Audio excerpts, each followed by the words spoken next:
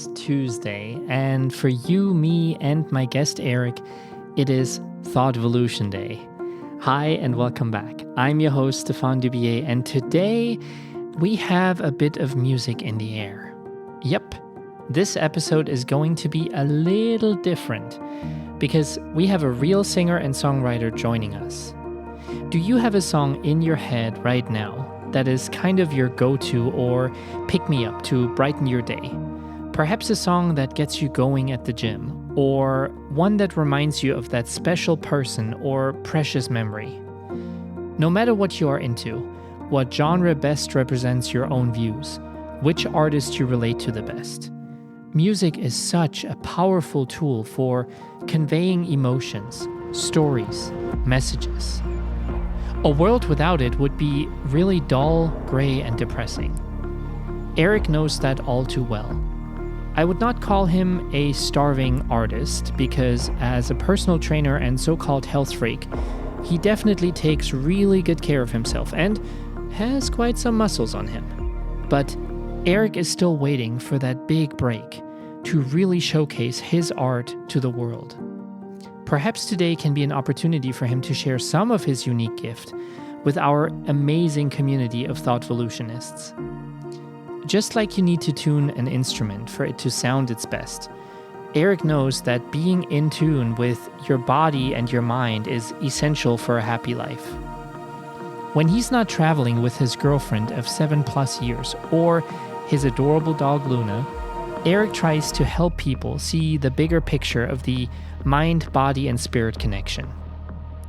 Although his work as a holistic life coach is fulfilling in many ways, music has been more than just a passion project for him. It is a gift that has helped him through his darkest moments and allowed him to discover his most authentic self. Looking back at his lifetime of 30 years, something's still taking hold of him when it gets quiet and when the music stops, is how the overdose of his sister affected him, as well as the deeply rooted desire to inspire his loved ones to join him on the journey of healing. Let the music touch your soul as we get to know Eric, who will never stop believing in his dreams. So, from one dreamer to another, I'm honored to have Eric here with me to share his journey with all of us.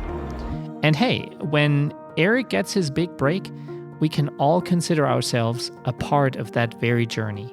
Trigger warning. This episode contains conversations about drug addiction, drug overdose, and death. If any of these subjects are a trigger to you, please prioritize your mental health and skip this episode. It is such a pleasure to have you here, Eric. I know this episode is going to be somewhat different, and I would love to set the mood to perfectly capture you and your journey. You had mentioned to me that for you, it is all about the body-mind-spirit connection, and that something you do quite frequently to help you with that is breath work. That sounds so simple, right?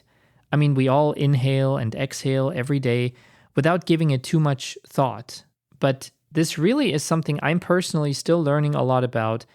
And I guess in general, most people start understanding the importance of relaxation, clearing your mind, meditation, breathwork exercises, and so on as they get older and as just shutting things out becomes harder and harder. Would you be so kind and perhaps give us a mini 2 to 3 minute basic breathwork lesson that our listeners at home can do along with us right now? That's a great idea, Stefan. I would love to lead everyone through what's called box breathing. And some people may have heard of this before. I believe that people in the military might be taught this, Navy SEALs, as a way to calm the nerves.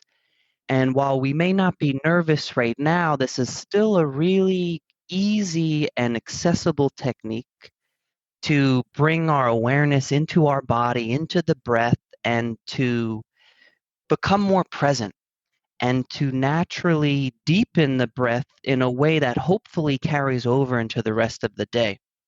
Most of us don't realize when we're breathing shallow or we're just holding our breath at times, holding tension. So this box breathing is going to be a great way to to become more conscious of how we normally breathe, but also it's a great technique that you could do anywhere. You could do it while you're driving.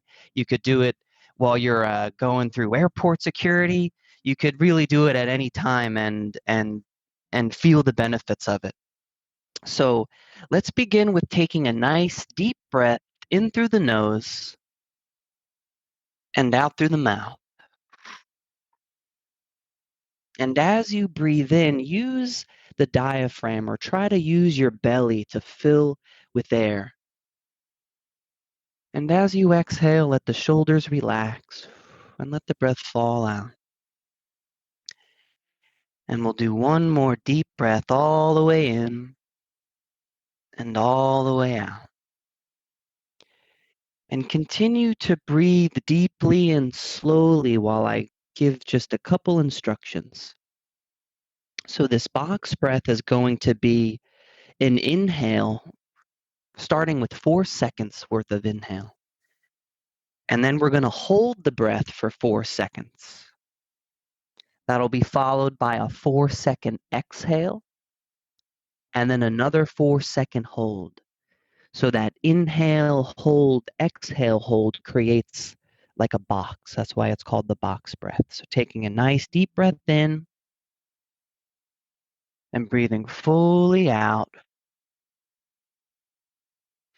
And now we'll begin breathing in, 2, 3, 4, hold, 2, 3, 4, out, 2, 3, 4, hold, 2, 3, 4, in, 2, 3, 4, hold, 2, 3, 4, out, 2, 3, 4, hold, 2, 3, 4, in, 2, 3, 4, hold, 2, 3, 4, out, 2, 3, 4, hold, 2, 3, 4, in, 2, 3, 4, hold, 2, 3, 4, out, 2, 3, 4, hold, 2. Now 5 seconds in, 2, 3, 4, 5, hold, 2, 3, 4, 5, out, 2, 3, 4, 5, hold, 2, 3, 4, 5, in, 2, 3, 4, 5, hold, 2, 3, 4, 5, out, 2, 3, 4, 5, hold, 2, 3, 4, 5, in, 2, 3, 4, 5, hold, 2, 3, 4, 5, out, 2, 3, 4, 5, hold, 2. One more for 6 and in, 2, 3, 4, 5, 6, hold, 2, 3, 4, 5, 6, out, 2, 3, 4, 5, 6, hold, 2, 3, 4, 5, 6. Good. Now breathe all the way in and all the way out. Again, fully in, fully out, and relax, allowing the breath now to breathe itself, letting your body restore its natural rhythm, which might be deeper and softer and slower. Wow. Thank you. That was wonderful. I could probably go to sleep right now. I want to know more about what you do for your own body, mind, and spirit connection in a moment. But for now, let's go back to your own roots. No story is really complete without a beginning. You were born in Dale City, Virginia. So, Eric, tell us about life growing up. What did you experience? My childhood, when looking back and in remembrance, was very normal. I was in a neighborhood that was safe. I had a stay-at-home mom. I had a dad that traveled for work, but once he was home, he was taking my brothers and I to do whatever we wanted to do. I am one of five, but I grew up in a household with just two other siblings. I had a much older brother who was, another adult figure. He would take us to do cool things that, maybe our parents might not take us to do. And I also had a much older sister who the same would expose us to things that were really cool at the time or really exciting that our friends probably weren't aware of because they didn't have much older siblings. I loved riding anything with wheels. I love skateboarding and bicycling and climbing trees. It's like to me it's like this idyllic, not cliche, but just very normal. Not sheltered, but there was nothing wrong that I could see looking back. I watched cartoons, I loved Spider-Man, I had action figures. It was wonderful. But as I started to socially integrate in school, I didn't go to preschool or anything, but once I started kindergarten, I began to experience a social anxiety. And I didn't know that's what it was, but I was often uncomfortable.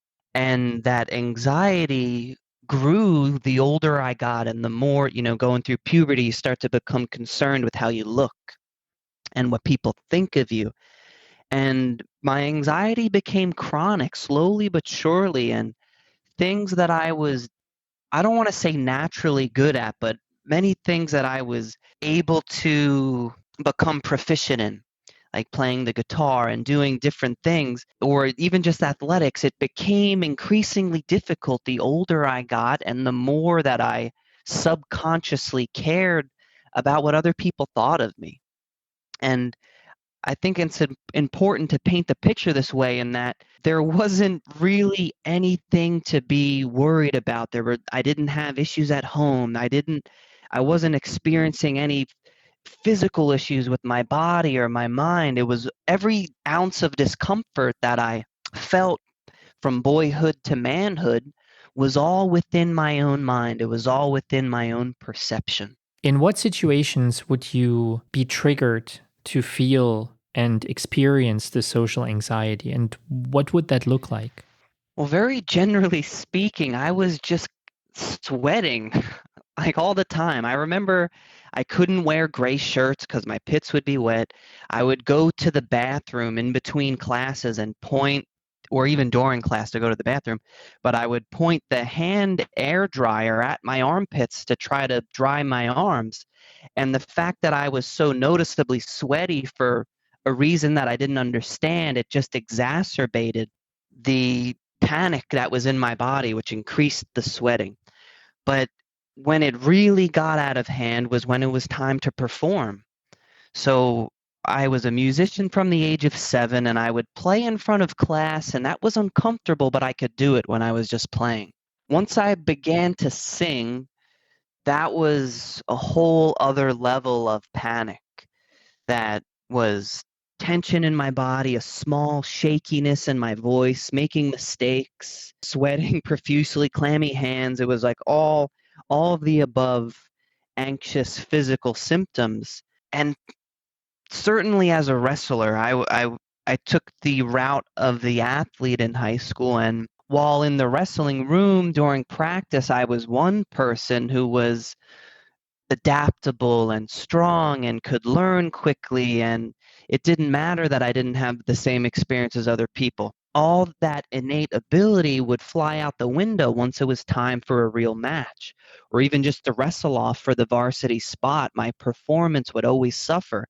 And I could remember even feeling, especially before wrestling matches, just feeling nauseous, just waiting for it to be over. When I loved the feeling of winning, but if I had a forfeit, oh, that was heaven.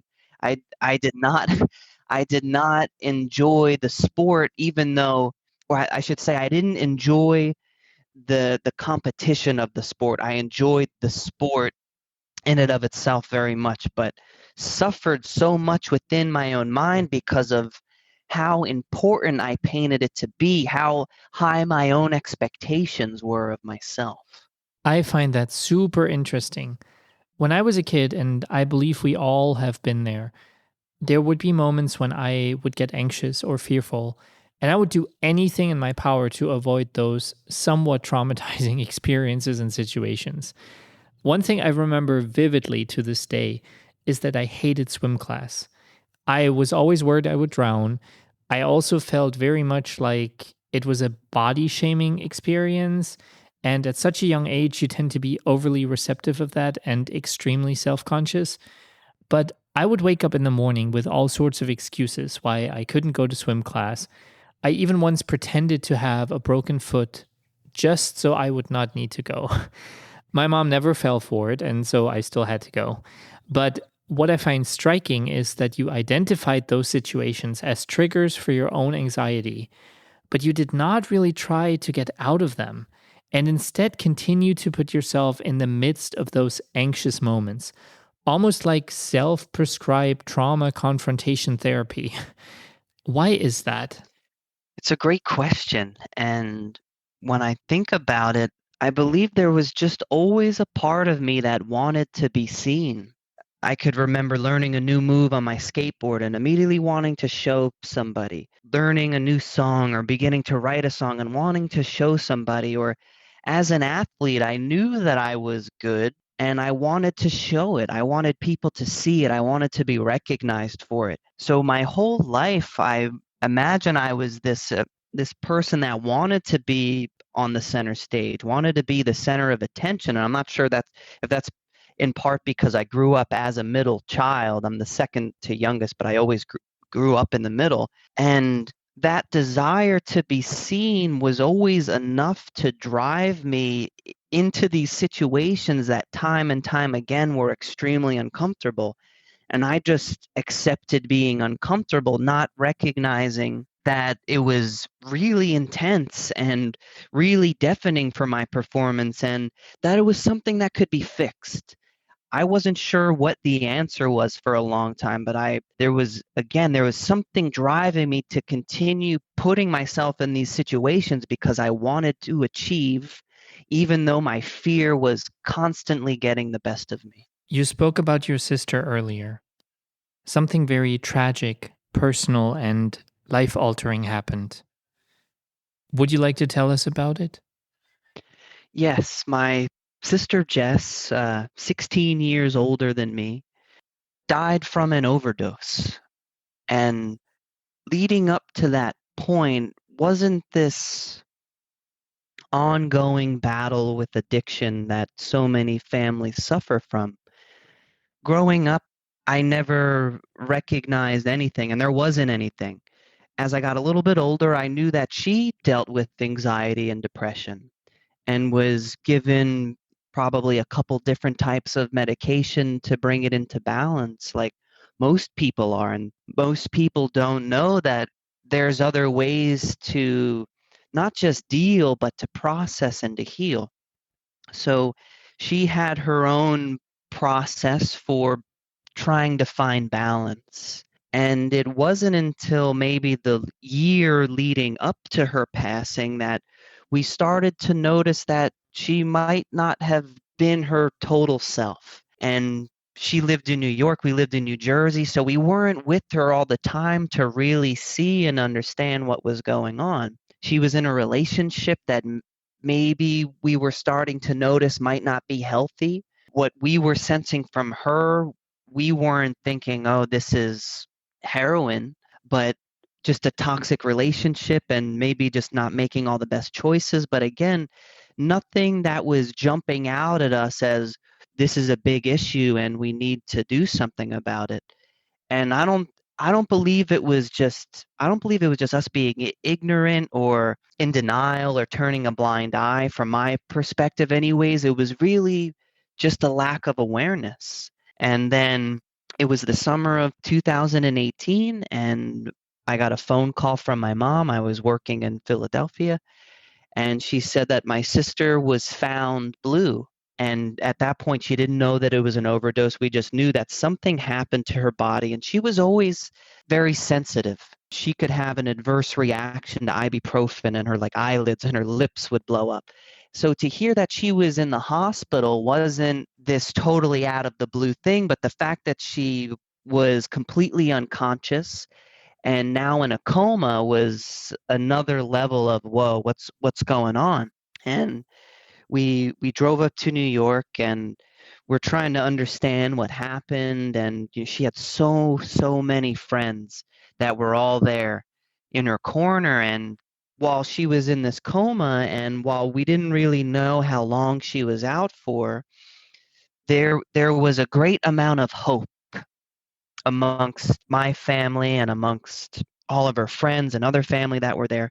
And we had to wait over the course of 11 days to take the proper brain scans to determine the state of her brain. And it was at the end of 11 days in which she seemed to be improving, like her blood pressure, her coloring, her heart rate, all these things from the outside, even though she was connected to machines and like a respiratory machine, it seemed like her body was normalizing itself. And so there was all this hope. And then at the end of the 11 days, we were told that she was too far gone. She had been unconscious for so long that the only signs of life that she was showing were purely mechanical. And we then had to unplug her and we had to accept this, the most tragic thing that my family or any of us probably had ever experienced, especially my mom. I would like to express my genuine condolences. I know this affects so many people and it's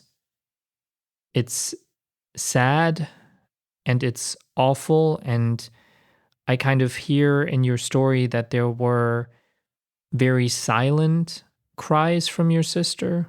I mean, the messages of, going through depression, and, sometimes it's easy to think, okay, the person's taking medication, maybe they're going to therapy, they're doing all the right things, and so they must get better, but not everyone does get better. And sadly, for some people, drugs are an escape.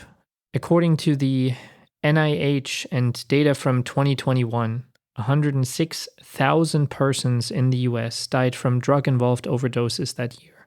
A really sad statistic that does not even come close to describing the true magnitude of it all. The people behind those 106,000 individuals, their families, their loved ones, their friends, everyone and everything those dying as a result of an overdose leave behind. There is immense pain and suffering that happens behind many closed doors for the world to not really see. How did your sister's death impact you and your family? The immediate impact was certainly different for each one of us. My mom and my sister's dad, so this sister Jessica was my half sister actually. My mom and my sister's dad were clearly the most distraught. My brothers, I can't say what they were feeling, but it was clear that their world had been turned upside down in some way. And while I was still processing all the emotions of grief, the sadness, the anger, the disappointment, the helplessness, I was able to maintain this perspective that allowed me to flow with this situation and for the emotions to flow through me. So it was clear that everyone around me was suffering greatly, but I was able to maintain this silver lining, this perspective of what this situation was doing for us. I was aware that it was helping us grow, that it was here to not be an obstacle, but to be an opportunity. So again, while I experienced all the normal emotions that accompany the loss of a loved one, and while all the people around me were experiencing that too, I believe that I was fortunate to not suffer to the degree that other people might have been simply because of the mindset that I was maintaining and this new spiritual awareness that I had been practicing. Many are quick to judge those struggling with drug addiction and those sadly dying from it. They often consider them weak or even worthless and ignore the fact that these are real people suffering from a disease. Yes, drug addiction, also known as substance use disorder, is a real disease, and we must not become numb to it and ignore the very real people behind that disease. What is something you want the world to know about your sister? What would you like her legacy to be?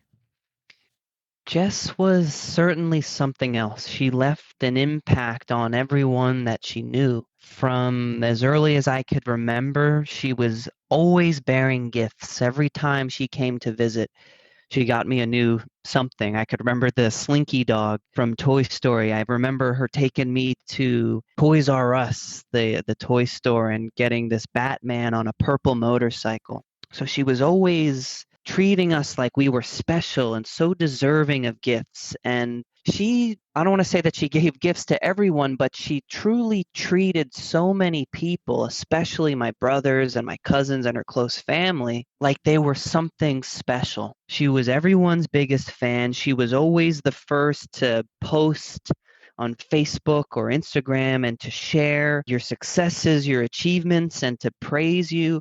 She was the first to make a t-shirt with your band on it. She was truly something else. She was someone that was able to shine a light on other people out of what seemed like such a genuine appreciation and admiration of you and what you did. As soon as I was learning segments of songs on the guitar at a very young age, she was having me play them over the phone for her friends. If she was having a block party, she was making sure I was playing. If I learned how to do what's called an ollie on the skateboard, she was showing her friends. She was encouraging me to not only acknowledge myself and what I was doing, but to show people, to get up in front of people and to really show people. So this love that she had for other people, and I'm speaking from the point of view of the younger brother who was truly adored by her. She had this way to uplift people and to just be this constant cheerleader for people, and we all need that. And it's hard to put into a few words, or it's hard to really consolidate, but that's really who she was for me and for my brothers. We were her world, and she let everyone in the world know that we were her world, and she would have ripped somebody's head off if they challenged our well-being. She was truly a guardian angel on earth for each and every one of her siblings and her friends. I could only imagine who she was for them. What a beautiful person and legacy.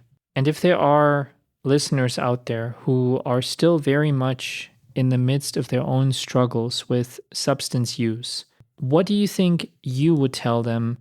And perhaps what do you think Jess would tell them? While there are certainly addictions that are more detrimental than others, whether it be alcohol or opioids, or uppers, every single person, maybe not every single person, but most people have addictive behaviors. I've certainly been addicted to weightlifting and to achievement and to perfecting myself. And while those sound like good things, I wasn't the healthiest version of myself despite that. I was getting injured. And we're addicted to food, we're addicted to television. And what all these addictions really are is simply the avoidance of the discomfort that we feel when we just sit with ourselves in a moment, which isn't every single moment, but addiction is just a way to avoid. So my addiction to weightlifting was once an avoidance of the fear of not being enough. And that fear was very uncomfortable. So For people who are whatever you might be addicted to, low grade or intense, ask yourself what you might be avoiding and consider the idea of being willing to feel that which is uncomfortable. And it's this willingness to feel the discomfort, this welcoming of all the parts of you, even those darker negative parts of you, the shadows. It's the willingness to feel them that sets us free from them. We're never going to escape them. And another example of myself is I'm never on the stage where there isn't an initial moment of fear right in my heart. My heart wakes up, it starts pumping. I had to learn to allow that, to welcome that, to feel that, and to even appreciate that part of me that was there once I could understand why it was there. It just wanted me to be ready. And that's just one, like a single dimensional example. But I truly invite everyone, not just people who have addictions that are really harmful, but everybody, to ask yourself, what am I avoiding feeling that is uncomfortable, and can I be willing to feel it? Can I be willing to explore myself to a degree that allows me to become aware of these parts of me that I may have been suppressing or avoiding? Definitely a valuable thing to explore, and one that I know you had to learn. Now, you told me that this tragedy of your sister's overdose, something that you describe as your darkest moment because of how it affected you, ended up being a gift as you used the art of surrender to lead you to the doorway to your most authentic self. Can you tell us a little more about that? Yes, so let me begin by saying that I had no choice but to learn how to feel comfortable in a moment, because I was so anxious to the point, so chronically anxious to the point that my physical body began to have a shakiness to it. And I was aware that this is not right. There's something wrong here. And I got blood work done. I went to a neurologist, and there was nothing physically wrong with me. And I'll never forget, the neurologist said, "Eric, you're as nimble as a cat," after he did all these physical tests on me, balancing and doing different things. And he said, "I believe this is just in your head." And that was when a seed was planted where I became aware, like, okay, how am I causing this physical expression of shakiness in my body?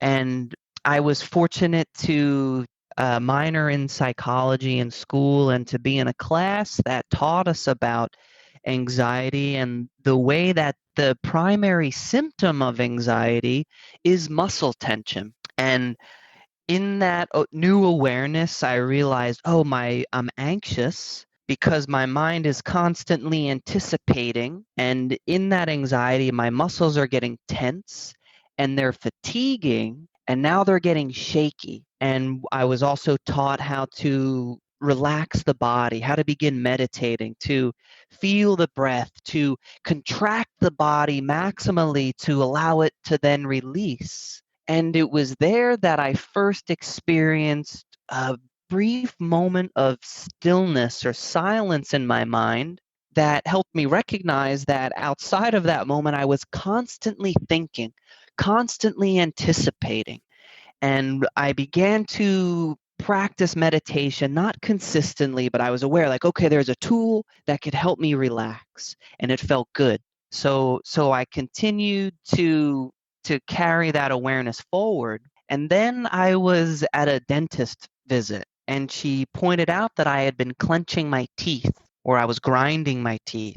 And she's like, are you stressed about something? At that point, I thought I was overcoming stress. I was no longer in school. I was working. I was doing well at work. And she gave me a book called The Power of Now. And in essence, this book is saying that the present moment is the most profound and inspiring and powerful place that you could be. and that the present moment is really the only thing that exists.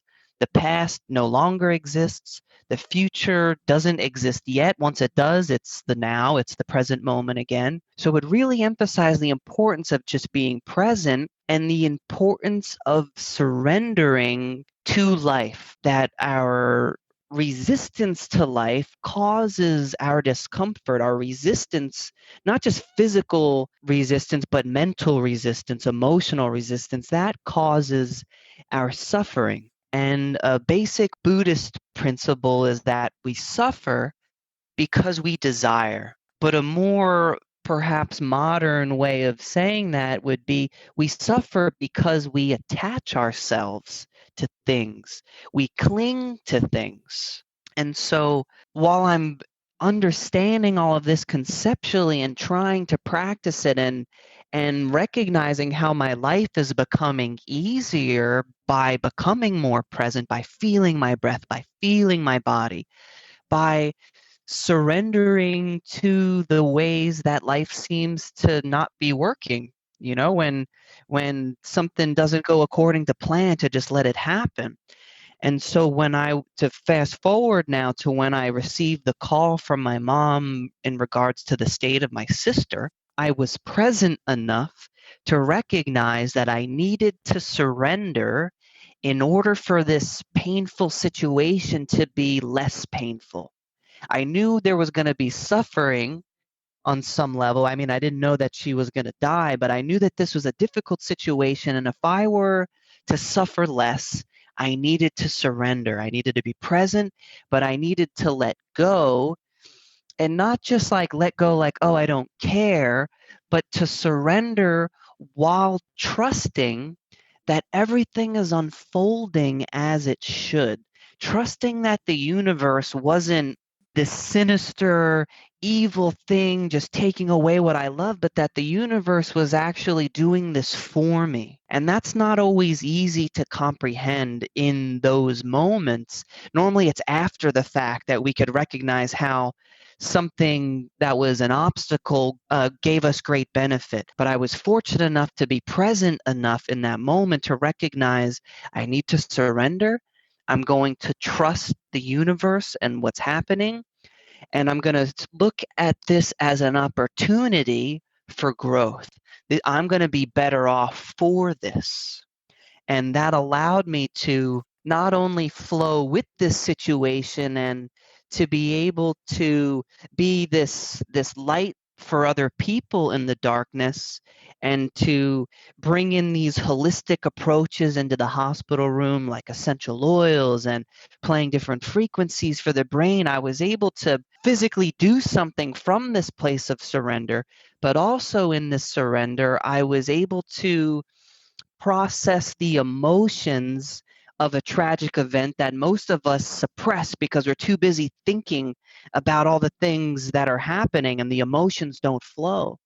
So my emotions were able to flow through me, which allowed me to not have this residual grief, like this dark cloud that was constantly following me. I was light on the other side of it. And the final aspect I want to highlight in being in that state of surrender, I was able to see that what I was practicing, what I was putting into real action, was such a powerfully profound tool that I needed to tell other people about it. I needed to teach people about it. I needed to spread the word.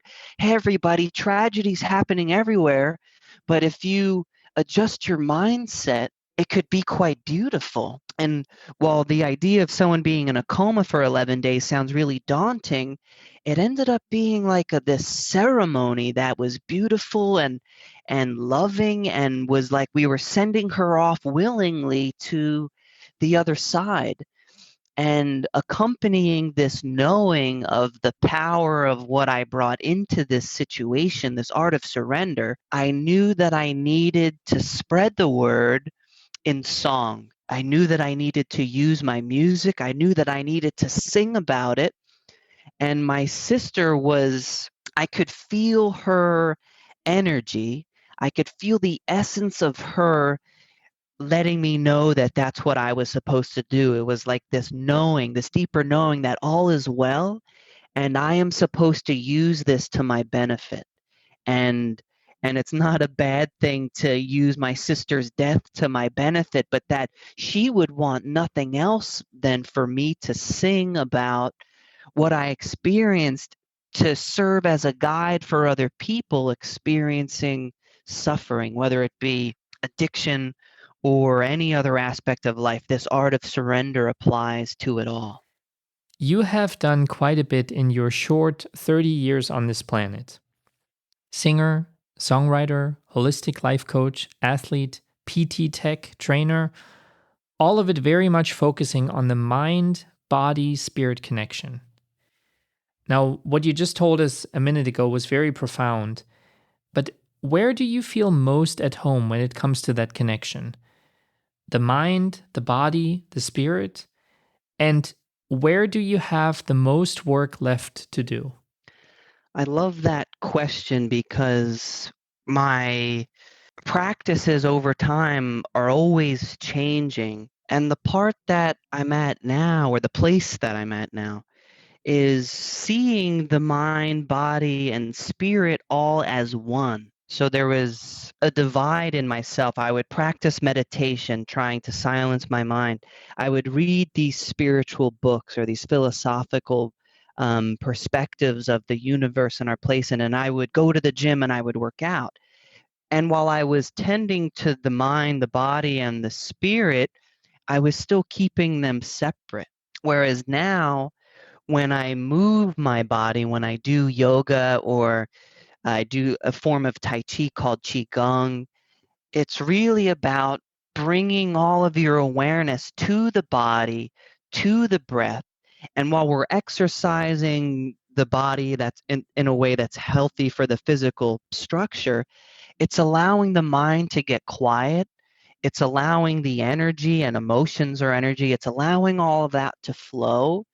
It's allowing us to connect to our essence, the deeper part of us that's ever present, and to even open up to that greater energy, the source of us, whatever you want to call that, to connect to something bigger than yourself. So my practices now are a unification of all these things where yes, sometimes I'll still strength train and I'm not connecting to something bigger than myself because I'm, carrying heavy weight and I'm really focused on the form. But most of the time, it's a matter of moving my body, feeling my breath, allowing my thoughts to happen, but not clinging to them, and reminding myself in that moment that I am an extension of source energy. And to not get overly spiritual, or I'm not, I'm not religious. I don't buy into the dogma, but if you just bear with me for a moment, if you look at a tree, it's growing out of the ground, which and it branches out and there's these leaves that form and there could be flowers, there could be fruit. And I don't see the human as anything different than just the fruit of the tree or an expression of something else which blossoms and then falls and it either breaks down into the ground becoming the nutrients for the soil which then gets absorbed back into the roots, or if that fruit gets eaten by somebody which becomes energy which then eventually gets pooped out again and makes its way back to the earth. It's energy is consistently cycling in and through us. So when I say I try to open myself up and feel myself as an extension of source energy, I'm in that moment, I'm allowing myself to feel connected to the totality of life. I'm not, even though I'm this individual, I'm not separate from anything. And it's that connectedness to my body, my mind, and to the universe that is probably the most profound practice that a lot of us could have. But to answer the part, where do I think that I need more work? I think I could still be more present. I think I could still be more in the moment, in my heart space, trusting that I don't need to have everything figured out yet, because I'm very goal oriented. So while I could be present and I can have my practices, there's often a part of me that's got the goal in mind.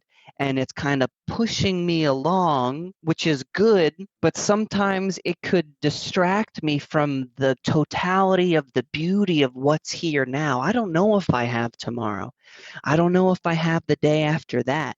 This moment and Jessica's passing really refined this knowing, in that we don't know what we have outside of this moment. It could disappear in an instant, and I'm not going to waste it on petty thoughts, on getting caught in the maze of you did this to me and this is what I need, and all the clutter that tends to fill our minds are like, oh, this person canceled, oh, I got to do this, I got to pay my taxes, oh, that's expensive, the price is go. All this stuff is such a waste of time. So where I'm still learning is to not just be more present, but to trust in my intuition. That was something that I turned off. Not turned off, but I lost the ability to interpret the language of my intuition, which is very somatic for me, or visceral, meaning I could feel in my body when something is aligned. I could feel in my body when something is calling me forward with excitement. I could feel in my body when I speak something that is very true. So while I mentioned I still have to work on being even more present, I think it's being present with this inner guidance that I have, that I became too analytical to understand for a long time. I'm learning this art of intuition now. Now you are in a very happy and healthy relationship with your girlfriend. How did you guys meet? What is the 7+ year secret? And where would you like to see that relationship develop or go in the future? I appreciate this question very much, because it's not your typical love story. We were two individuals that went to the same school that didn't know each other. She was a grade below me, and we had similar friends, but we never occupied the same space. And over time, I noticed that she was someone that would maybe acknowledge a song that I posted, or she would be at one of my shows, but we never really interacted with each other. And there was one opportunity where I knew she was going to be at I think it was a 4th of July party, and I knew that she was going to be there, and I set the intention to ask for her number. And she's very reserved, and she didn't seem very interested, but she gave me her number. And when we first started talking, she still didn't seem very interested. But the more that I continued to communicate with her and slowly but surely connect with her, I began to recognize this very beautiful person that was different than what I was familiar with. And there's this one moment that she remembers me talking about, but there was this moment of just pure bliss because of how silent I was with her in this moment. And my younger brother, this is kind of a side note, my younger brother was staying with us for a little bit, and he was like, "Man, you guys really like silence, don't you?" And I was like, "Yeah, I guess," because like we'll just, we could just sit in silence. We could have our cup of coffee, and yeah, we'll talk a little bit, but we don't have music blasting. We don't just have the TV on for no reason. Um, so anyway, so 7 years is interesting because it's not linear. It's very rhythmic.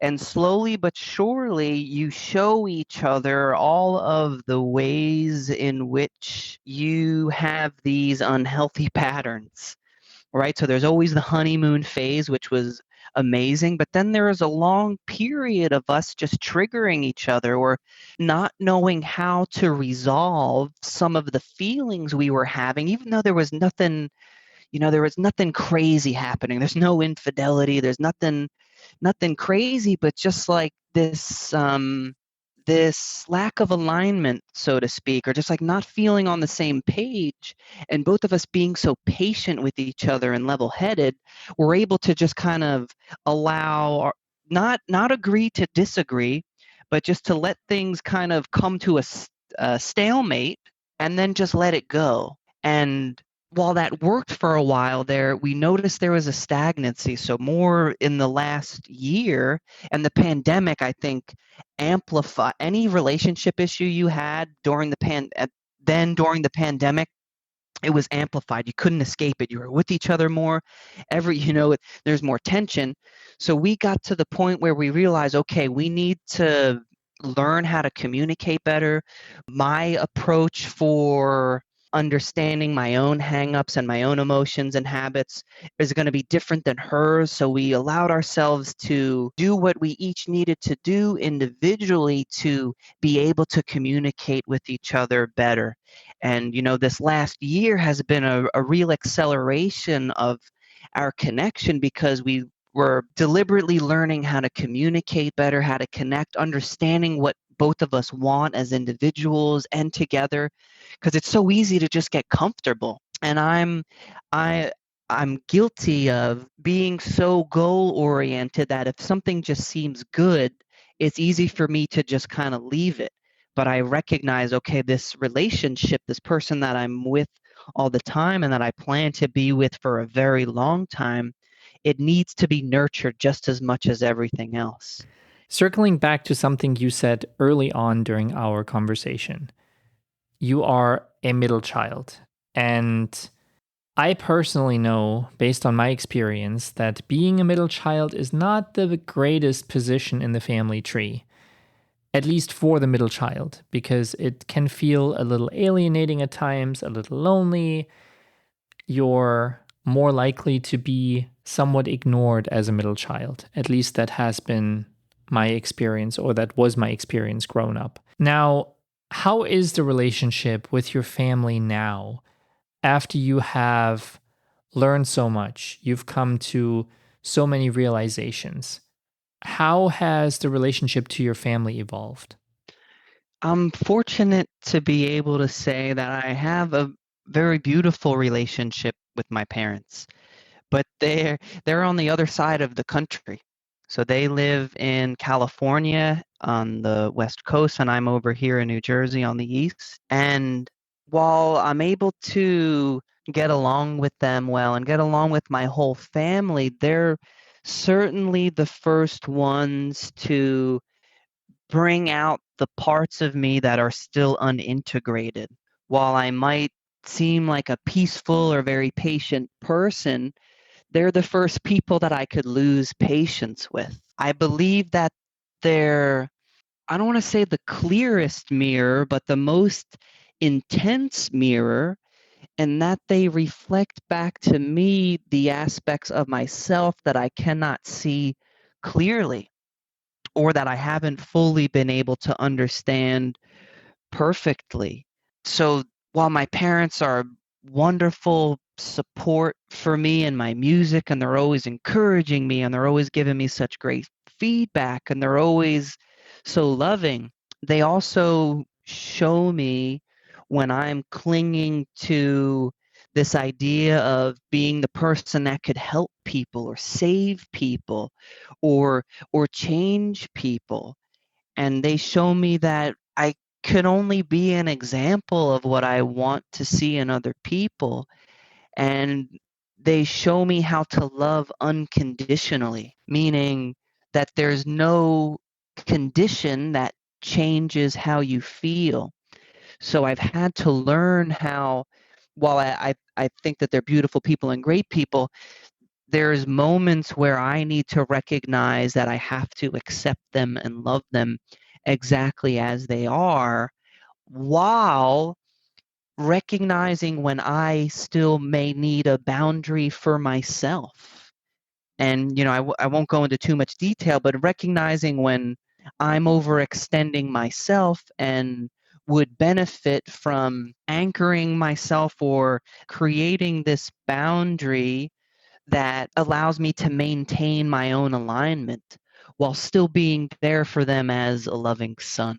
As mentioned before, music plays a ginormous role in your life. Tell us more about that journey. How is it going, and where would you love for it to go? Like I mentioned before, I've been playing the guitar since I was very young. I got my first guitar at 7, and I believe, like most artists, we go through phases of recognizing our own ability to create something that's unique and authentic and worth listening to.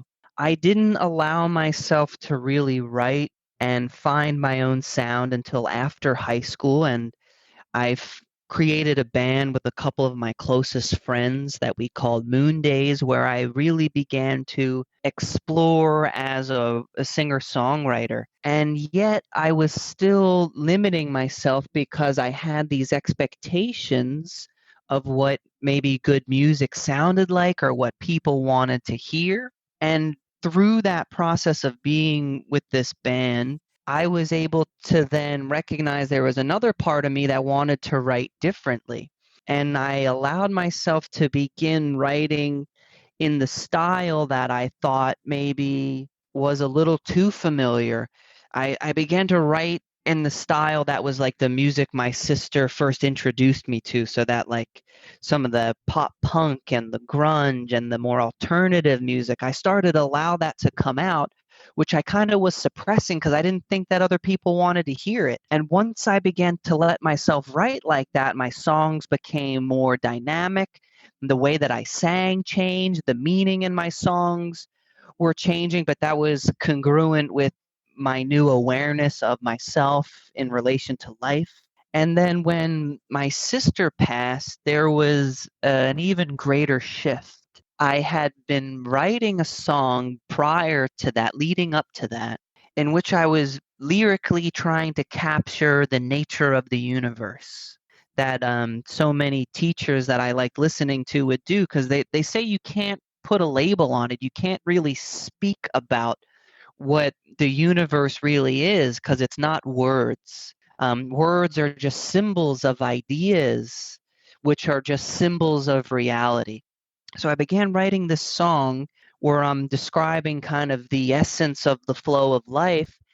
And then while I was in the hospital, I realized that what I was writing about was describing what I was experiencing with my sister. So in this song, every time I use the word it, I then changed it to she. And I wrote the first song of a new project called Rrhea, called She Is Home.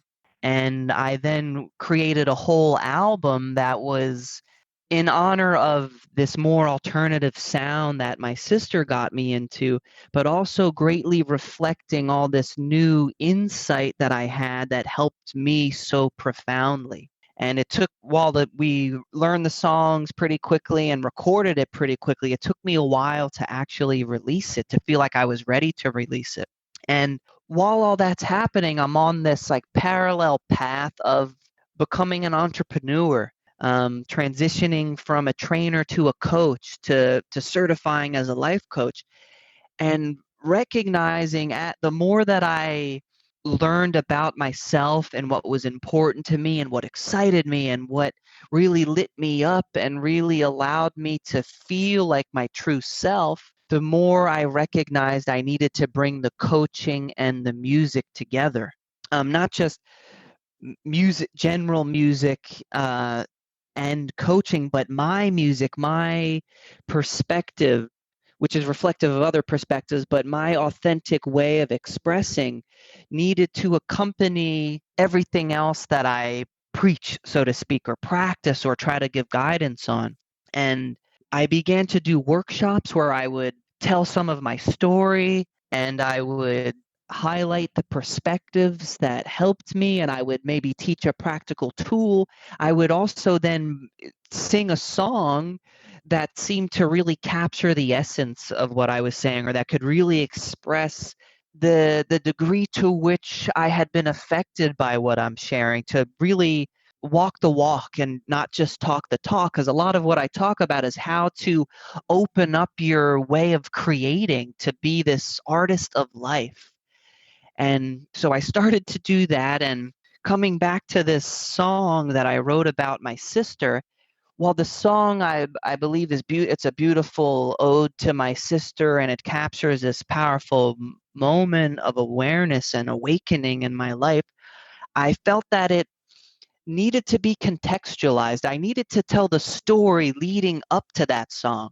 So that's what I did. And in the form of poetry, I wrote the story of what happened to my sister from the moment I get the phone call, leading into that song as kind of being like the peak expression and resolve of this tragic experience, the gift of that.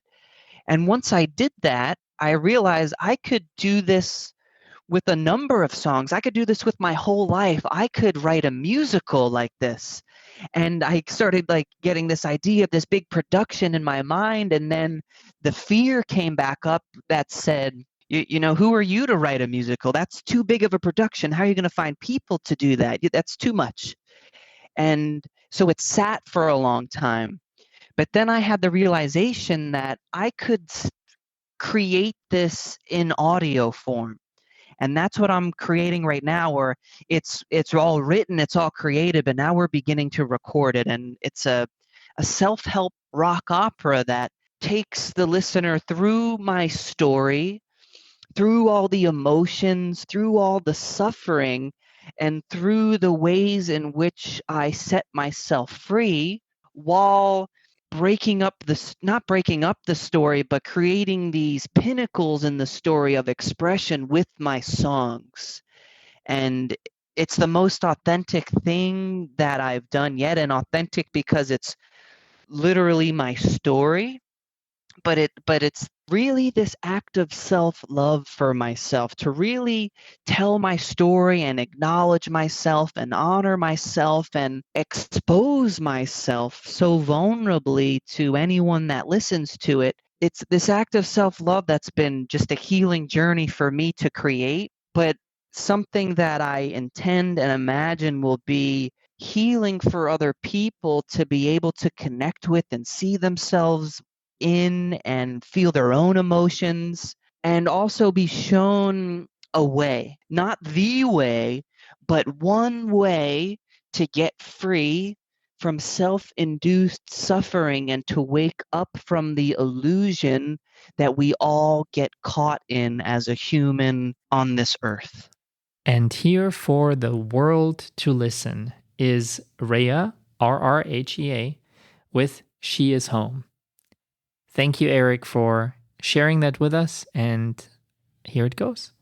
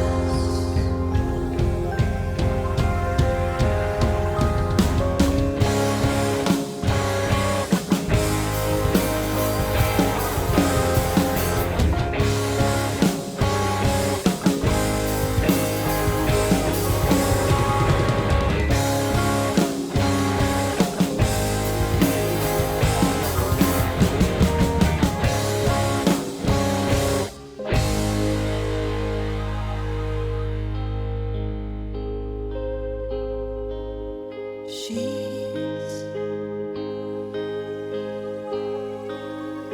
passing along,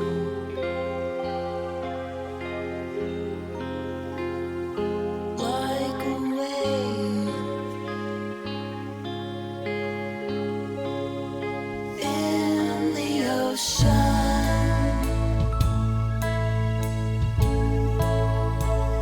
She is home now. Time is at bay.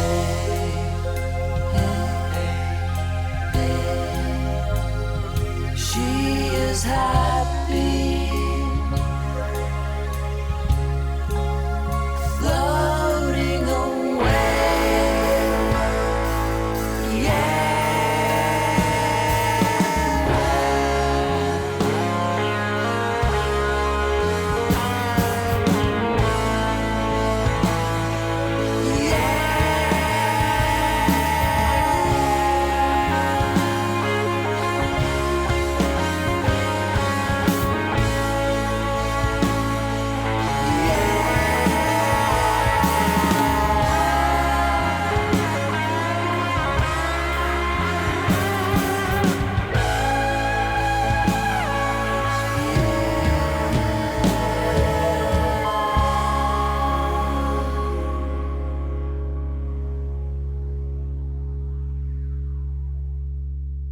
That was wonderful. Thank you so very much, Eric, for being here, raw, open, willing to share so very much of yourself with us. All of you out there, please get your questions to us. I would love to do a follow-up with Eric.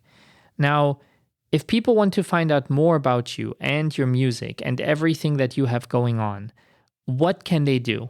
Thank you so much for having me, Stefan. It's been wonderful to be heard by you and your audience, and to be asked such thought-provoking questions that assist me in processing my experience and how far I've come.